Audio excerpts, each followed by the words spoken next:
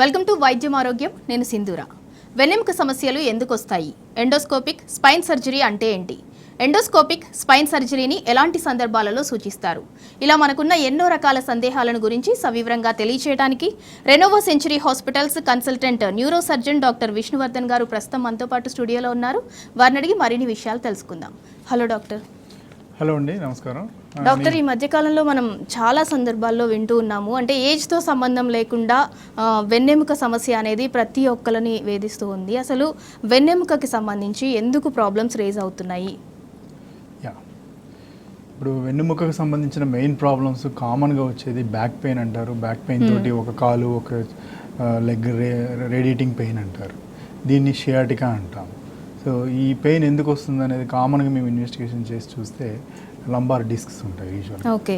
So ఈ disc problem వల్ల చాలామందికి డిస్క్ జారడము, డిస్క్ నరం మీద ఒత్తిడి ఉండడం వల్ల చాలామందికి ఈ కంప్లైంట్స్ వస్తూ ఉంటాయి. డాక్టర్, అలాగే ఎండోస్కోపిక్ స్పైన్ సర్జరీ అంటే ఏంటి? ఒకసారి దాని గురించి ఎక్స్ప్లెయిన్ చేయండి. బేసిక్గా ఎండోస్కోపిక్ స్పైన్ సర్జరీ అంటే it is a minimally invasive spine surgery. So ఇప్పుడు మీరు కామన్గా చూస్తే ఇప్పుడు ఓపెన్ సర్జరీస్, ఇప్పుడు compare to the open surgeries, endoscopic spine సర్జరీస్లో ఇన్సిషన్ అనేది వెరీ స్మాల్ ఇన్సిషన్ ఉంటుంది. సో ఓపెన్ సర్జరీస్లో లార్జ్ ఇన్సిషన్ ఉంటుంది. ఇప్పుడు మామూలుగా మీరు స్టమక్ సర్జరీస్ చూసుకుంటే, అపెండిక్స్ సర్జరీ అయినా కానీ, గాల్ బ్లాడర్ సర్జరీ అయినా కానీ చూసుకుంటే దానికి key hole surgery or laparoscopic surgery అంటాం. అంటే మనం కంప్లీట్గా అప్ డౌన్ ఓపెన్ చేయకోకుండా చిన్న కీ హోల్ ద్వారా సర్జరీ చేస్తాం. అలాగే ఈ స్పైన్లో కూడా ఎవల్యూషన్ జరిగింది. ఎలా మినిమల్ ఇన్వేజివ్గా ఎలా సర్జరీ చేయొచ్చు అనే దాని మీద ఎండోస్కోపిక్ సర్జరీ అనే దాన్ని ఇన్వెంట్ చేయడం జరిగింది. ఓకే డాక్టర్, ఎండోస్కోపిక్ స్పైన్ సర్జరీని ఎలాంటి సందర్భాల్లో మీరు పేషెంట్కి సజెస్ట్ చేస్తారు? అంటే వాళ్ళు బ్యాక్ పెయిన్ తోటి మీ దగ్గరికి రాగానే అంటే ఎలాంటి టెస్టులు చేస్తారు? ఎలాంటి కండిషన్లో ఉన్న పేషెంట్కి మీరు ఎండోస్కోపిక్ స్పైన్ సర్జరీని సజెస్ట్ చేస్తారు?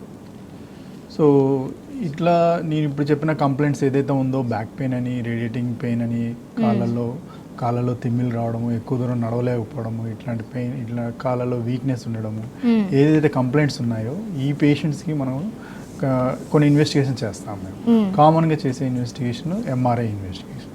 ఈ ఎంఆర్ఐలో ఆల్మోస్ట్ 99% మనకి ఏం ప్రాబ్లం ఉన్నా కానీ తెలిసిపోతుంది. సో ఎక్కడ పెథాలజీ ఉంది, ఎందుకు ప్రాబ్లం వస్తుంది, యూజువల్గా లంబార్ డిస్క్ ప్రాబ్లం ఉందా, లేకపోతే నరాల ఒత్తిడి ఎక్కువగా ఉండి కెనాల్ స్టెనోసిస్ అంటాం, లంబార్ కెనాల్ స్టెనోసిస్ ప్రాబ్లం ఉందా, ఇంకేదైనా స్పైన్లో ఇన్ఫెక్షన్స్ ఏమైనా ఉన్నాయా, ఇంకేదైనా ట్యూమర్స్ లాంటివి ఏమైనా ఉన్నాయా, ఇవన్నీ కూడా బయటపడతాయి. So MRI is the ultimate gold standard investigation for these problems. So దీన్ని బట్టి మనం ఏం ప్రాబ్లం ఉంది, యూజువల్గా కామన్గా ఉండే problem disc problems, lumbar disc problems ఉన్నప్పుడు దానికి మనం ఈ సొల్యూషన్ ఏంటంటే ఎండోస్కోపిక్ స్పైన్ సర్జరీ అనేది ఐడియల్ సొల్యూషన్. డాక్టర్, అసలు ఓపెన్ సర్జరీకి ఎండోస్కోపిక్ స్పైన్ సర్జరీకి డిఫరెన్స్ ఏంటి? అండ్ ఎండోస్కోపిక్ స్పైన్ సర్జరీ వల్ల పేషెంట్కి ఎలాంటి ప్రయోజనాలు కలుగుతాయి? ఇప్పుడు నేను చెప్పిన విధంగా ఎండోస్కోపిక్ స్పైన్ సర్జరీలో, ఓపెన్ సర్జరీలో డిఫరెన్స్ ఏంటంటే, ఎండోస్కోపిక్ స్పైన్ సర్జరీలో ఇన్సిషన్ కట్ అనేది very small cut, less than 10 mm, అంటే 1 cm కన్నా తక్కువగా ఉంటుంది. కొన్నిసార్లు అసలు మేము స్టిచెస్ కూడా వేయం, దాన్ని స్టిచ్లెస్ సర్జరీ కూడా అంటాం.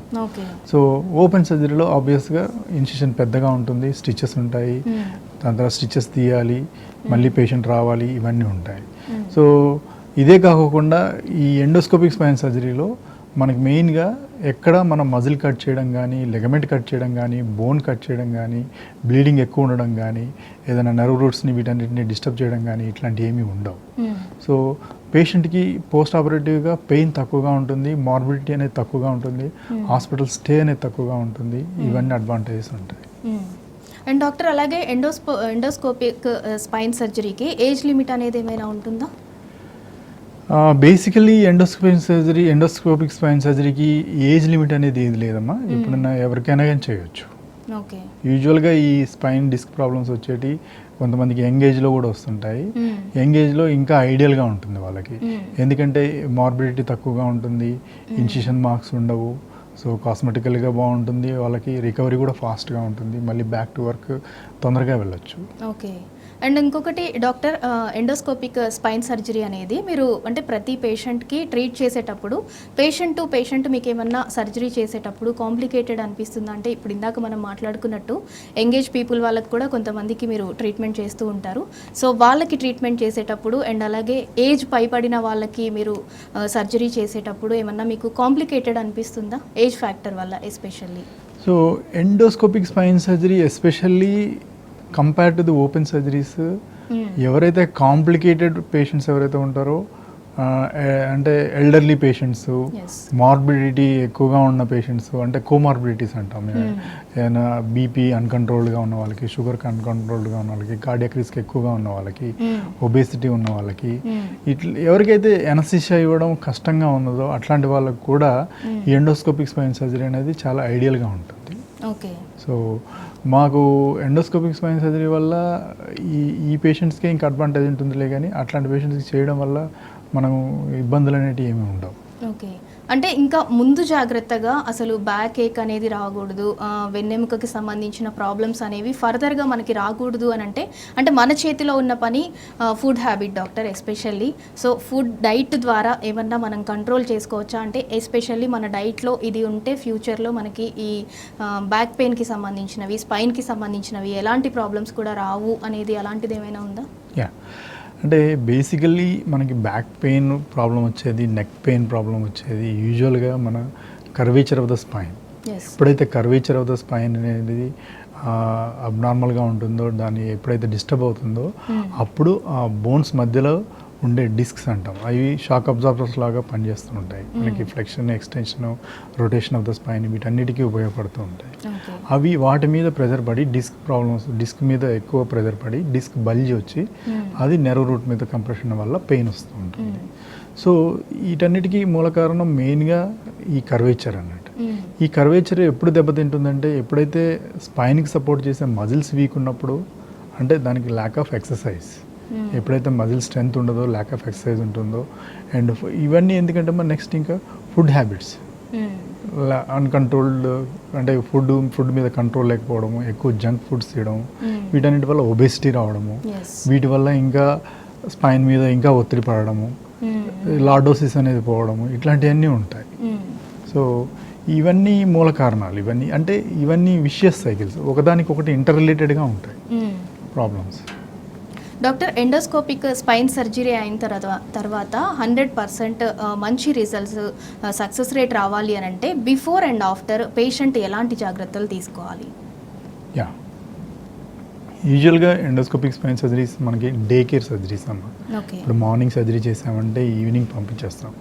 Most of the 80 to 90% of the patients, unless they have some insurance issues లేకపోతే 24 hours అడ్మిట్ కావాలని ఉంటుంది.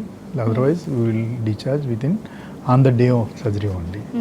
సో దీనికి ప్రికాషన్స్ అని అంటే ఓపెన్ సర్జరీస్ లాగా సర్జరీ చేసిన తర్వాత 24 hours కదలకూడదు, కంప్లీట్గా బెడ్ రెస్ట్ తీసుకోవాలి, బెల్ట్ పెట్టుకోవాలి, బరువులు ఎత్తకూడదు, బెండ్ కాకూడదు అనేది దీంట్లో చాలా లిమిటెడ్గా ఉంటాయి. సో మేము ఇట్లాంటి ఆపరేషన్ చేసి, ఎండోస్కోపీ ఆపరేషన్ చేసిన తర్వాత వితిన్ 1 hourలోనే మేము నడిపించాం పేషెంట్స్ని. వితిన్ 1 hourలోనే they can able to walk and they can appreciate the pain relief basically. So ఇందులో రిస్ట్రిక్షన్స్ ఇవన్నీ కూడా చాలా తక్కువగా ఉంటాయి. పేషెంట్ యాక్టివిటీ చాలా త్వరగా ఇంప్రూవ్ అవుతుంది. డాక్టర్, అసలు ఎండోస్కోపిక్ స్పైన్ సర్జరీ అనేది అసలు ఎలా చేస్తారు, ప్రాసెస్ ఏ విధంగా ఉంటుంది అంటే మాకు ఎక్స్ప్లెయిన్ చేయగలుగుతారా మీరు? యా, ఇప్పుడు మీరు ఎండోస్కోపిక్ స్పైన్ సర్జరీ ఎట్లా చేస్తారు అనే దానికి ఇప్పుడు మీకు ఒక మోడల్ చూపిస్తాను. ఇది స్పైన్, లంబార్ స్పైన్ మోడల్. ఇందులో మీకు ఇవి బోన్స్ L1 to L5 వరకు ఉంటాయి. ఈ ఇన్ బిట్వీన్ ద బోన్స్ మనకుండే జాయింట్స్ని డిస్క్ స్పేస్ అంటాం. ఇవన్నీ ఈ డిస్క్ స్పేస్ షాక్ అబ్జార్బర్స్ లాగా మనకి ఫ్లెక్షన్కి, ఎక్స్టెన్షన్కి, రొటేషన్కి వీటన్నిటికీ యూజ్ అవుతూ ఉంటుంది. డిస్క్ ఈజ్ నథింగ్ బట్ ఒక జెల్ లాంటి మెటీరియల్. సో ఎప్పుడైతే ఈ డిస్క్ మీద ప్రెజర్ పడుతుందో డిస్క్ అనేది బల్జ్ అయ్యి మీకు ఎల్లోగా కనిపిస్తున్నాయి నెర్వ్ రూట్స్ అన్నట్టు. ఇటు రైట్ లెఫ్ట్ రెండు ఉంటాయి నెర్వ్ రూట్స్. సో ఇక్కడ రెడ్గా చూపిస్తుంది ఈ డిస్క్ మెటీరియల్ అనేది బయటకు వచ్చి నెర్వ్ రూట్ మీద కంప్రెస్ అవుతుంది. అంటే ఇప్పుడు left side nerve root compress అవుతూ ఉంటే లెఫ్ట్ సైడ్ పెయిన్ చాలా సివియర్గా వస్తుంది. అంటే ఇట్లాంటి పేషెంట్స్కి మనకి చేయవలసింది ఏంటంటే ఎండోస్కోపీ సర్జరీలో టార్గెట్ పెథాలజీని మనం రీచ్ కాగలగాలి. ఓకే. సో టార్గెట్ పెథాలజీని మినిమల్లీ ఇన్వేజివ్గా అంటే తక్కువ ఇన్సిషన్ తోటి తక్కువ డిసెక్షన్ తోటి రీచ్ కాగలగాలి. అట్లా చేయాలి అని అంటే ఎండోస్కోపీ అనేది మనం పంపించి ఏదైతే ఎక్స్ట్రూడ్ అయిందో ఫ్రాగ్మెంట్ని దాన్ని తీసేయడం వల్ల ఆ నరం మీద ఉన్న ఒత్తిడి తగ్గుతుంది. సో అదే అమ్మా సమ్మరీ. సో ఇప్పుడు చూసుకుంటే ఈ టార్గెట్ని ఎట్లా రీచ్ అవుతాము అంటే సింపుల్గా చెప్తాను మీకు, వినండి. ఇప్పుడు ఇది ఎండోస్కోపీ, ఇది ఎండోస్కోప్ అంటాము. ఈ ఎండోస్కోప్ అనేది అరౌండ్ 20 సెంటీమీటర్స్ లెంత్ ఉంటుంది. దీని డయామీటర్ చూస్తే మీరు చూడండి లెస్ దెన్ 10 mm అన్నట్టు, 1 సెంటీమీటర్ కన్నా తక్కువగా ఉంటుంది. ఇట్ ఈస్ లైక్ మన పెన్ ఎలా ఉంటుందో పెన్ అంత డయామీటర్ ఉంటుంది. దీని టిప్ చూసుకుంటే దీంట్లో కెమెరా ఉంటుంది. ఇందులోంచే మనం ఇన్స్ట్రుమెంట్ పంపించుకుంటాము ఆ డిస్క్ మెటీరియల్ ఇది తీయడానికి. అలాగే కెమెరా అనేది ఉంటుంది ఈ డిస్క్ మెటీరియల్ విజువలైజ్ చేయడానికి బయట టీవీలో. సో ఓన్లీ స్కిన్ నుంచి ఈ ఇన్స్ట్రుమెంట్ ఇలా పంపించడం వల్ల డైరెక్ట్ పెథాలజీకి వెళ్ళి మనం ఫ్రాగ్మెంట్ తీయడం జరుగుతుంది. సో మనం ఓవరాల్గా ఇన్సిషన్ అనేది ఇది ఎంత లెస్ దాన్ 1 సెంటీమీటర్ ఉంటుంది కాబట్టి ఇంతే ఇన్సిషన్ ఉంటుంది. సో మనం డైరెక్ట్గా పెథాలజీకి టార్గెట్ పెథాలజీకి రీచ్ అవుతున్నాము. ఈ నెర్వ్ రూట్ మీద కంప్రెషన్ తీసేయగలుగుతున్నాము. పెయిన్ రిలీవ్ అనేది ఇన్స్టెంట్గా ఉంటుంది. అదేమ్మా.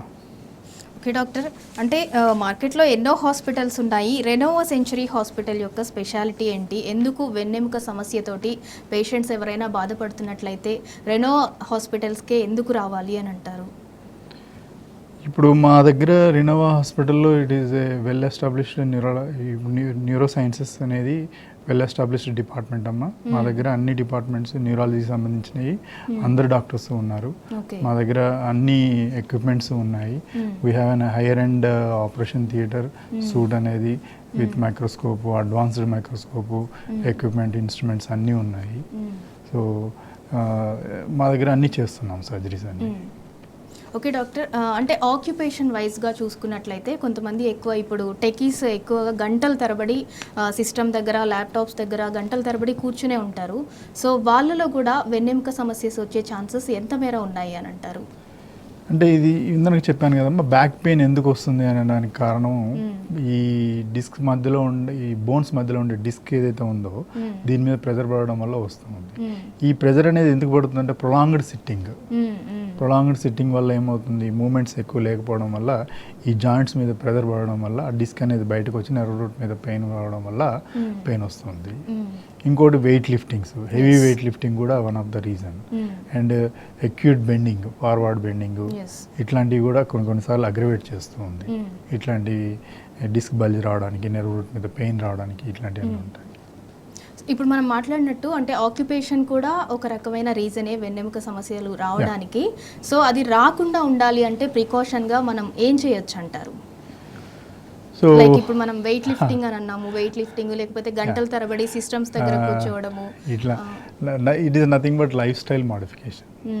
సో లైఫ్ స్టైల్ మోడిఫికేషన్ అనేది మోస్ట్ ఇంపార్టెంట్. అంటే వెయిట్ తగ్గడము, డైలీ ఫిజికల్ ఎక్సర్సైజ్ చేయడము, ఫుడ్ హ్యాబిట్స్ మార్చుకోవడము, ఏదైతే పెయిన్ అగ్రివేట్ చేస్తుందో దాన్ని అవాయిడ్ చేసుకోవడం.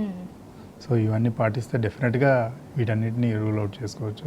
నేను చాలామంది పేషెంట్స్ చూశాను, అక్యూట్ డిస్క్ ప్రొలాప్స్ ఉండి వాళ్ళకి సర్జరీ చేయాల్సిన ప్రాబ్లం ఉన్నా కానీ కొంతమంది లైఫ్ స్టైల్ మార్చుకోవడం వల్ల పెయిన్ తగ్గడము, మళ్ళీ రొటీన్ లైఫ్ స్టైల్కి వెళ్ళడము అట్లాంటిది జరిగింది. సో ఇవన్నీ మనం పాటించే నియమాలను బట్టి, పాటించే పద్ధతులను బట్టి చాలా డిపెండ్ అయి ఉంటాయి. ఓకే డాక్టర్, ఇప్పుడు మీ దగ్గరికి ఎంతోమంది పేషెంట్స్ వస్తూ ఉంటారు. దాంట్లో అదర్ హెల్త్ ఇష్యూస్తో ఉన్న పేషెంట్స్ కూడా వస్తారు, లైక్ బీపీ, డయాబెటిక్. సో వాళ్ళకి ట్రీట్మెంట్ చేయడం మీకు కాంప్లికేటెడ్ అనిపిస్తుందా? అంటే ఇప్పుడు ఫర్ ఎగ్జాంపుల్ ఇద్దరు పేషెంట్స్ వచ్చారు, ఒకళ్ళు ఏ హెల్త్ ఇష్యూ లేదు, వాళ్ళకు ఓన్లీ స్పైన్ రిలేటెడ్ ఇష్యూ మాత్రమే ఉంది, వాళ్ళకి మీరు ఎండోస్కోపిక్ స్పైన్ సర్జరీ చేయాలి. ఇంకొక పేషెంట్ వచ్చేసి అదర్ హెల్త్ ఇష్యూస్తో ఉన్న వాళ్ళు ఉన్నారు. సో ఇద్దరికి ట్రీట్మెంట్ అనేది ఎట్లా మీకు కాంప్లికేటెడ్ అనిపిస్తుందా? ట్రీట్మెంట్ విధానం ఏ విధంగా ఉంటుంది? సో ఓన్లీ స్పైన్ ప్రాబ్లమే ఉన్న వాళ్ళకి మనకి డైరెక్ట్ సొల్యూషన్ సర్జరీ చేయడం. సో స్పైన్ ప్రాబ్లంతో అసోసియేటెడ్ ప్రాబ్లమ్స్ ఉన్న వాళ్ళకి కామన్గా మాకు వచ్చే ప్రాబ్లమ్స్ ఏంటంటే associated problems knee joint problems. So knee joint problems, hip joint problems, and arthritis అంటాం, జనరలైజ్డ్ ఆర్థరైటిస్, ఇట్లాంటివి ఉంటాయి, స్పాండిలైసిస్ అంటాం. సో ఇట్లాంటి ప్రాబ్లమ్స్ ఉన్న వాళ్ళకి మనం బేసిక్గా ఎందుకు ప్రాబ్లం ఉంది, ఈయనకి ఈ పేషెంట్కి ఈ లంబార్ డిస్క్ ప్రాబ్లమ్ తోటే పెయిన్ వస్తుందా, వేరే అదర్ ప్రాబ్లమ్స్ ఏమైనా ఉండి దాంతో సఫర్ అవుతున్నాడా అనేది డిఫరెన్షియేట్ చేయడం అనేది చాలా ఇంపార్టెంట్. లేకపోతే వీళ్ళకి మనం ఆపరేషన్ చేసినా కానీ మళ్ళీ పెయిన్ వచ్చే అవకాశాలు ఉంటాయి. Patient will not get satisfied. That is most important. And ఇంకొకటి ఏజ్ లిమిట్ కాకుండా అంటే మేల్లో అండ్ ఫీమేల్కి కూడా ట్రీట్మెంట్ వైజ్ ఏమన్నా చేంజెస్ ఉంటుందా, సేమ్ ట్రీట్మెంట్ ఉంటుందా డాక్టర్? Same treatment. ఓకే. ఇంకొకటి ఎండోస్కోపిక్ స్పైన్ సర్జరీ అని అంటే కొంతమంది మేబీ కాస్ట్లీ ట్రీట్మెంట్ ఏమో మనం ఎఫర్ట్ చేయగలమా లేదా అన్న డౌట్ కూడా వస్తుంది. సో వాళ్ళకి మీరు ఏం చెప్తారు? సో యాక్చువల్గా బేసికల్గా చూసుకుంటే మీరు ఎండోస్కోపిక్ స్పైన్ సర్జరీకి ఓపెన్ సర్జరీకి ఎండోస్కోపిక్ స్పైన్ సర్జరీనే ఇంకా చీప్, ఓకే, కాస్ట్ తక్కువ. సో ఎందుకంటే ఓపెన్ సర్జరీలో మనం జనరల్ అనెస్థీషియా ఇస్తాం, దాంతో హాస్పిటల్ స్టే ఐసీయూలో ఒక రోజు ఉండాల్సి వస్తుంది, మానిటరింగ్ ఉండాల్సి వస్తుంది, అనెస్థీషియాకి సంబంధించిన డ్రగ్స్ మెడికేషన్ ఇవన్నీ కూడా యూజ్ చేయాల్సి వస్తుంది. సో ఎండోస్కోపిక్ సర్జరీలో అనెస్థీషియా అవసరం లేదు, డే కేర్ సర్జరీ అదే రోజు పంపిస్తాము, 3-4 రోజులు ఉండాల్సిన అవసరం లేదు, పేషెంట్ యాక్టివిటీ త్వరగా ఇంప్రూవ్ అవుతుంది, డ్యూటీకి త్వరగా వెళ్ళొచ్చు. సో ఇవన్నీ advantages for the endoscopic surgery. And ఇంకొకటి ఫిజికల్ ఎక్సర్సైజెస్ కూడా మస్ట్ అని చెప్పి మనం ఇందాక మాట్లాడుకున్నాము. అంటే ఒబేస్డ్ ఉన్న వాళ్ళు ఖచ్చితంగా బాడీ వెయిట్ అనేది అంత ఉండకూడదు, ఉంటే ఏంటి అని అంటే ఖచ్చితంగా వాళ్ళ స్పైన్ మీద ఎఫెక్ట్ అయ్యి అది ఫ్యూచర్లో ఫర్దర్గా ప్రాబ్లం అవుతుంది అని చెప్పి కొంతమంది ఓవర్గా ఎక్సర్సైజెస్ చేస్తూ ఉంటారు డాక్టర్. జిమ్కి వెళ్ళి అంటే ఒక గైడ్ లేకుండా వీళ్ళు ఓన్గా ఎక్సర్సైజెస్ చేస్తూ ఉంటారు. వాళ్ళకి ఏం చెప్తారు మీరు? సో మనకి ఒబేసిటీ ఉన్న అందరికీ బ్యాక్ పెయిన్ వస్తుంది, ఒబేసిటీ ఉన్న వాళ్ళందరికీ డిస్క్ ప్రాబ్లమ్స్ వస్తాయనేది తప్పు. మనకి ఒబేసిటీ ఉన్నంత మాత్రాన రావాలని లేదు. ఒబేసిటీ తోటి తన మస్కులేచర్ ఎలా ఉంది, పారాస్పైనల్ మజిల్స్ అంటారు, అవి వీక్గా ఉన్నాయా, పారాస్పైనల్ మజిల్స్ స్ట్రెంగ్త్ ఉన్నాయా అనేది మోస్ట్ ఇంపార్టెంట్. ఈ ఒబేసిటీ తోటి ఈ మజిల్స్ని వీటన్నిటిని స్ట్రెంగ్తన్ చేసుకొని స్ట్రాంగ్ ఉన్న వాళ్ళకి ఈ డిస్క్ ప్రాబ్లమ్స్ ఏమీ రావు. సో మనం ఎప్పుడైనా కానీ ఎక్సర్సైజ్ చేస్తున్నప్పుడు వీటన్నిటిని చూసుకొని ఏదైతే అగ్రవేట్ చేస్తుందో మూమెంట్, ఏదైతే ఎక్సర్సైజ్ మనకి పెయిన్ ఇట్లాంటి వాటిని అగ్రవేట్ చేస్తుందో దాన్ని అవాయిడ్ చేయడం అనేది చాలా ఇంపార్టెంట్. లేదు మొండిగా అలాగే పెయిన్ వస్తున్నా కానీ ఆ మూమెంట్ని, ఆ పాస్చర్ని ఇంక్రీజ్ చేయడం వల్ల డిస్క్ ప్రాబ్లం అగ్రవేట్ అవుతుంది తప్పితే రిలీఫ్ కాదు. When we are suffering with more pain, rest is the best solution for the treatment. Doctor, కొంతమంది సిట్టింగ్ పొజిషన్ స్ట్రైట్గా ఉండకుండా బెండ్ అయి కూర్చుంటూ ఉంటారు, లేదంటే వాళ్ళు స్కూల్ ఏజ్ దగ్గర నుంచి బ్యాగ్స్ ఎక్కువ వెయిట్ క్యారీ చేయడం వల్ల కూడా వాళ్ళది స్పైన్ కొంచెం బెండ్ అయినట్టుగా కూడా మనకి కనిపిస్తూ ఉంటుంది బ్యాక్ సైడ్ నుంచి చూస్తే. సో అలాంటి వాళ్ళకి ఫర్దర్గా ఏమన్నా ప్రాబ్లమ్స్ వచ్చే ఛాన్సెస్ ఉన్నాయా? అంటే ఇప్పుడు దాన్ని ఏమంటారంటే చిల్డ్రన్స్లలో కామన్గా స్పైన్ కర్వేచర్ ప్రాబ్లమ్స్ వచ్చే వాటిని కైఫోస్కోలిసిస్ అంటాం. అది కర్వేచర్ అబ్నార్మాలిటీస్. సో అది కంజెంటల్గా కొంతమందికి ఉంటుంది, అడల్సెంట్గా కొంతమందికి ఉంటుంది. సో అవి ఎప్పుడైతే మనం గమనిస్తామో కర్వేచర్ ఏదైనా ప్రాబ్లంగా ఉందని డాక్టర్ గారిని కలవడం అనేది చాలా ఇంపార్టెంట్. అట్లాంటప్పుడు సీరియల్గా ఒకసారి కలిసి డాక్టర్ గారు కామన్గా ఏం చేస్తారంటే డాక్టర్ని కలుస్తారు, ఏం కాదనగానే వదిలిపెట్టేస్తారు. అట్లా కాకుండా సీరియల్గా మానిటరింగ్ అవసరం. రెగ్యులర్గా ఎక్స్రేస్ కానీ డిఫార్మిటీ పెరుగుతుందా, అలాగే ఉందా, ఇంకేదైనా కర్వేచర్ పెరుగుతుందా, ఎక్కువ అవుతుందా అనేది చూసుకుంటూ ట్రీట్మెంట్ చేసుకోవాల్సి వస్తుంది. కొంతమందికి కర్వేచర్ ఎక్కువ అవుతూ ఉంటే చిన్నప్పుడే సర్జరీ చేసుకుంటే కవర్ అయ్యే అవకాశాలు చాలా ఎక్కువగా ఉంటాయి. డాక్టర్, ఓపెన్ సర్జరీ చేసిన తర్వాత లేదంటే ఎండోస్కోపిక్ స్పైన్ సర్జరీ చేసిన తర్వాత పేషెంట్ రికవరీ అవ్వడానికి రెండింటికి ఎంత టైం పడుతుంది? సో ఓపెన్ సర్జరీస్లో రికవరీ కావడానికి డెఫినెట్గా చాలా టైం పడుతుంది. ఎండోస్కోపిక్ స్పైన్ సర్జరీస్లో రికవరీ అనేది మేము చెప్పాను కదమ్మా ఆల్రెడీ, డే కేర్ సర్జరీ లాగా వితిన్ 24 to 48 అవర్స్లోనే మేము పంపించేస్తాం. ఓపెన్ సర్జరీస్లలో డెఫినెట్గా ఐసీయూలో ఒక రోజు ఉంచుతాము, లేదంటే వార్డులో కానీ ఎక్కడైనా కానీ స్టే అనేది ఒక 2-3 days అన్న ఉండాల్సి వస్తుంది. ఓకే.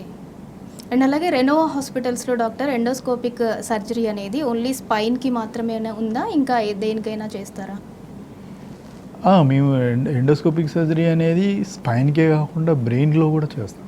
ఓకే. సో బ్రెయిన్కి కూడా మేము చాలా సర్జరీ చేస్తాం. బ్రెయిన్కి మా దగ్గర అడ్వాన్స్డ్ బ్రెయిన్ ల్యాబ్ది ఎండోస్కోపీ ఇన్స్ట్రుమెంట్స్ ఇవన్నీ ఉన్నాయి. ఒకసారి రెనోవా హాస్పిటల్స్ అడ్రస్ అండ్ అలాగే బ్రాంచెస్ ఎక్కడెక్కడ ఉన్నాయి ఆ డీటెయిల్స్ అన్నీ కూడా ఒకసారి ఎక్స్ప్లెయిన్ చేయండి. షూర్. ఇది road number 12 Banjara hills. Hello, doctor చెప్పండి. రోడ్ నెంబర్ 12 బంజారా హిల్స్లో ఉందమ్మా రినోవా సెంచరీ హాస్పిటల్. ఇది Renova institute of neurological sciences.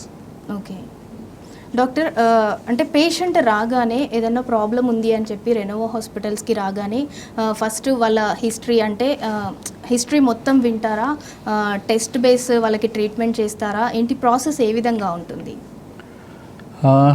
ఏదైనా condition first history is most important అమ్మా. ఫస్ట్ హిస్టరీ నుంచే ఫస్ట్ డిఫరెన్షియేట్ చేయాలి. అలాగే ఇందాక చెప్పిన విధంగా పేషెంట్ డయాగ్నోసిస్ అనేది మోస్ట్ ఇంపార్టెంట్. ఏదైనా డయాగ్నోసిస్ అనేది ప్రాపర్గా ఉన్నప్పుడు ట్రీట్మెంట్ అనేది ప్రాపర్గా ఉంటుంది, రికవరీ అనేది చాలా ఫాస్ట్గా ఉంటుంది.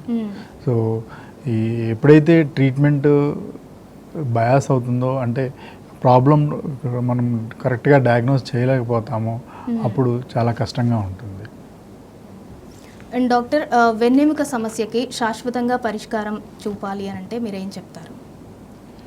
సో వెన్నెముక సమస్యలకి శాశ్వత పరిష్కారాలు అని అంటే ఇప్పుడు ఏదైతే చెప్పానో మనకి ఈ అగ్రవేటింగ్ ఫ్యాక్టర్స్ ఏదైతే ఉంటాయో వాటన్నిటిని అవాయిడ్ చేసుకోవాలి, లైఫ్ స్టైల్ మోడిఫికేషన్ చేసుకోవాలి, everyday exercise is most important. At least మన డేలో 24 అవర్స్లో ఒక half an hour to 45 minutes we have to spend for the exercise. So food habits, daily strict food habits are most important. Junk ఫుడ్స్ని avoid చేయండి, ఒబేసిటీని avoid చేసుకోవడం మంచిది. So ఇట్లా మనం లైఫ్ స్టైల్ మోడిఫికేషన్ చేసుకుంటే ఏ ప్రాబ్లమ్స్ రావు. డాక్టర్, ఒకసారి Renova century హాస్పిటల్స్కి ఎవరైనా పేషెంట్ రావాలి అంటే డైరెక్ట్ అపాయింట్మెంట్ ఉంటుందా, లేదు అని అంటే ముందుగానే హాస్పిటల్కి కాల్ చేసి మనము అపాయింట్మెంట్ తీసుకోవాలా, ఏంటి ఆ డీటెయిల్స్ కూడా ఒకసారి ఎక్స్ప్లెయిన్ చేయండి. రెనోవా హాస్పిటల్కి మీరు డైరెక్ట్ రావచ్చమ్మా, మాకు అపాయింట్మెంట్ తీసుకోవాల్సిన అవసరం లేదు. అపాయింట్మెంట్ ఆన్లైన్లో అపాయింట్మెంట్ కూడా తీసుకోవచ్చు, డైరెక్ట్ కూడా రావచ్చు. మీకు గూగుల్లో కూడా డైరెక్ట్ మీరు సెర్చ్ చేసుకొని కూడా రెనోవా హాస్పిటల్కి రావచ్చు. గూగుల్లో సెర్చ్ చేసుకుంటే గూగుల్ ద్వారా మ్యాప్స్ ద్వారా కూడా direct Renova century hospital road number 12 Banjara hills రావచ్చు. అంటే 2 తెలుగు రాష్ట్రాలలో ఎక్కడెక్కడ ఉన్నాయి సార్ రెనోవా హాస్పిటల్స్? ఇప్పుడు రెనోవా హాస్పిటల్స్ అనేది ఇప్పుడు బంజారా హిల్స్లో, హైదరాబాద్లో బంజారా హిల్స్లో ఉందమ్మా, ఇంకా సనత్ నగర్లో ఉందమ్మా, ఇంకా మొత్తం 6 బ్రాంచెస్ ఉన్నాయమ్మా హైదరాబాద్లో. ఓకే సార్, ఇంకా ఏమన్నా ఫర్దర్గా స్పైన్ రిలేటెడ్కి సంబంధించి ఇంకా లేటెస్ట్ టెక్నాలజీని ఏమైనా తీసుకొచ్చే రెనోవా హాస్పిటల్కి తీసుకొచ్చే ఆలోచనలు ఏమైనా ఉన్నారా? ఇప్పుడు మీరు లేటెస్ట్ టెక్నిక్స్ అన్నారు కదా, ఇంకోటి అడ్వాంటేజ్ ఏంటంటే మేము ఎండోస్కోప్ ద్వారా ఇప్పుడు చూపించాం కదా మీకు ఎండోస్కోప్ అనేది. ఈ ఎండోస్కోప్ ద్వారా మేము ఏం చేస్తామంటే, ఎండోస్కోపీ చాలామందికి డౌట్ వస్తుంది, ఎండోస్కోపీ లేజర్ సర్జరీ అంటే ఏంటి సార్ అంటారు. సో మేము ఏం చేస్తామంటే కామన్గా ఈ ఎండోస్కోపీ ద్వారా ఇన్స్ట్రుమెంట్ పెట్టేసేసి ఇక్కడ నుంచి మన ఫోర్సెప్స్ ద్వారా డిస్క్ తీస్తాం. అలాగే లేజర్ పంపించేసి లేజర్ ఫైబర్ ద్వారా we will remove the disc. This is called laser assisted endoscopic spine surgery. మేము చాలా సర్జరీస్ లేజర్ ద్వారా చేసామమ్మా. We use commonly the thulium laser, చాలా బాగా పనిచేస్తుంది, పేషెంట్ రికవరీ కూడా చాలా బాగుంటుంది. సో ఇది చాలామంది కామన్ క్వశ్చన్ ఉంటుంది, లేజర్ సర్జరీ చేస్తారా సార్, లేజర్ సర్జరీ చేస్తారంటే ఇట్లాంటి సర్జరీ చేస్తాం. లేజర్ అంటే ఎట్లా అంటే ఒక ఫైబర్, స్మాల్ ఫైబర్ ఉంటుంది, అది డయామీటర్ అరౌండ్ 400 microns ఉంటుంది. స్మాల్ ఫైబర్ దీని ద్వారా పంపించి మనం ఎక్కడైతే డిస్క్ ఫ్రాగ్మెంట్ ఎక్కడైతే బయటకు వచ్చిందో ఆ ఫ్రాగ్మెంట్ దగ్గర ఫైర్ చేయడం వల్ల అది మెల్ట్ అయ్యి ఎవాపరేట్ అయిపోతుంది. అదేమ్మా. ఇప్పుడు మళ్ళీ మీరు లేజర్ సర్జరీ అనేసరికి వ్యూవర్స్లో ఏంటంటే మళ్ళీ ఒక కొత్త డౌట్ వస్తుంది. అంటే ఇప్పటి వరకు మనం ఓపెన్ సర్జరీ గురించి మాట్లాడుకున్నాం, ఎండోస్కోపిక్ స్పైన్ సర్జరీ గురించి మాట్లాడుకున్నాం, మళ్ళీ డాక్టర్ గారు ఇప్పుడు లేజర్ సర్జరీ అని చెప్పని అంటున్నారు అనేసి ఒక చిన్న కన్ఫ్యూజన్లో ఉంటారు. బట్ ఒక కొత్త టెక్నాలజీ వచ్చింది అన్న యాంగ్జైటీతో కూడా ఉంటారు. ఒక్కసారి మళ్ళీ వ్యూవర్స్ కోసం ఈ మూడిటి డిఫరెన్స్ మళ్ళీ ఒక్కసారి క్లియర్గా ఎక్స్ప్లెయిన్ చేయరా? Open surgery, endoscopic spine surgery, endoscopic laser surgery గురించి. ఇప్పుడు open surgery is common. Open surgery అనేది మనం ఓపెన్ చేస్తాము, ఇన్సిషన్ లాంగ్ ఉంటుంది, మజిల్ కట్ చేస్తాము, బోన్ కట్ చేస్తాము, రూట్స్, నెర్వ్ రూట్స్ని వీటన్నిటిని సపరేట్ చేయడం, ప్రెజర్ పడడం, ఇవన్నీ కూడా జరుగుతాయి. కానీ ఎండోస్కోపిక్ స్పైన్ సర్జరీలో ఇవన్నీ ఏమీ ఉండవు, సింపుల్గా ఉంటుంది. స్మాల్ కట్ ద్వారా స్మాల్ ట్యూబ్ లాగా ఎండోస్కోప్ పంపించడము, టార్గెట్ పెథాలజీని రీచ్ కావడము, ఇన్స్టెంట్గా పెయిన్ రిలీఫ్ కావడం, ఇట్లాంటివి జరుగుతాయి. సో ఇంకా కామన్గా మీరు అడిగింది ఇప్పుడు లేటెస్ట్గా లేజర్ అంటే ఏంటి సార్ అంటే, మాకు లేజర్ సర్జరీ కావాలి సార్ అని మాకు చాలామంది యంగ్ పేషెంట్స్ చాలామంది వస్తుంటారు. సో ఏం చేయాలి, లేజర్ సర్జరీ అంటే ఏంటి అంటే, లేజర్ సర్జరీ అనేది ఒకప్పుడు ఏంటంటే ఓన్లీ లేజర్ ఫైబర్ పెట్టి ఎండోస్కోపీ రాకముందు కొంతమంది ఏంటంటే లేజర్ ఫైబర్ని పెట్టేసి డిస్క్ మీద డిస్క్ డీకంప్రెషన్ చేసేవాళ్ళు. కానీ అలా కాకుండా ఇప్పుడు ఎండోస్కోపీ అసిస్టెడ్ లేజర్ సర్జరీ అనేది అడ్వాన్స్డ్ టెక్నాలజీ.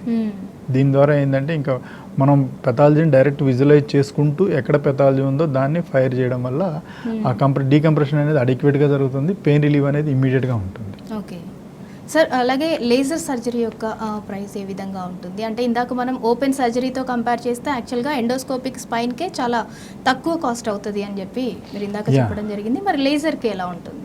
లేజర్ అంటే మరీ అది కాస్ట్లీ ఉంటుందని ఎప్పుడు అనుకోవద్దమ్మా. అది కూడా పెద్ద కాస్ట్లీ కాదు ఎండోస్కోపిక్ సర్జరీలో, దాంతో సంబంధించింది అంతేగాని అది ఇంకా ఎక్స్ట్రా ఖర్చు అవుతుంది అనేది ఏమనుకోవద్దు. డాక్టర్ ఎవరైతే స్పైన్ రిలేటెడ్ ఇష్యూస్తో సఫర్ అవుతున్నారో వాళ్ళకి చాలా చక్కగా సొల్యూషన్స్ ఎక్స్ప్లెయిన్ చేశారు. అలాగే రెనోవా హాస్పిటల్స్లో కూడా ఎలాంటి ట్రీట్మెంట్ అవైలబుల్లో ఉంది ఏంటి అనేది వ్యూవర్స్కి చాలా చక్కగా ఎక్స్ప్లెయిన్ చేసినందుకు thank you so much. Thanks అమ్మా. ఇది ఇవాల్టి వైద్యం ఆరోగ్యం. Stay tune.